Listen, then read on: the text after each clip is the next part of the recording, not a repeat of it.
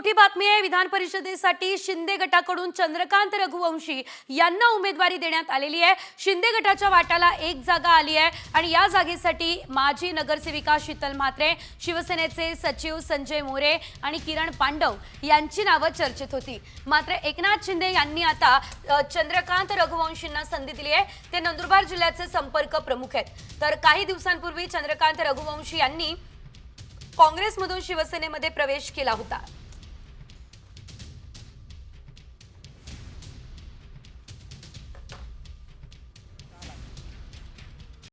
Comscore नुसार आता isakal.com आहे देशातील नंबर 1 ची मराठी न्यूज वेबसाईट। प्रत्येक अपडेटसाठी isakal.com ला नक्की भेट द्या। म्हणजे कोश्यारी साहेबांच्यामुळे लागली, कारण 12 सदस्यांची यादी जी दिली होती त्या यादीवर कोश्यारी साहेब बसले होते आणि ते गेले तरी सुद्धा ती यादी सापडत नव्हती, तिला मान्यता मिळाली नाही।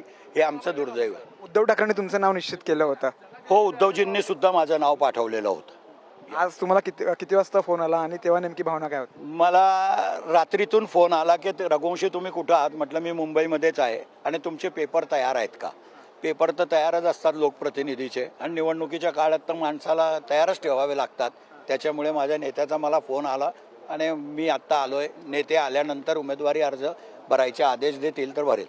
खूप खूप धन्यवाद सामटेशी बातचीत केल्याबद्दल। कॅमेरामॅन नितीन करात सह मी सूरज मसूरकर, सामटे, मुंबई। आपण पाहतो यावेळेस शिंदे गटाचं ठरलेलं आहे। चंद्रकांत रघुवंशी यांना आता उमेदवारी जाहीर झालेली आहे।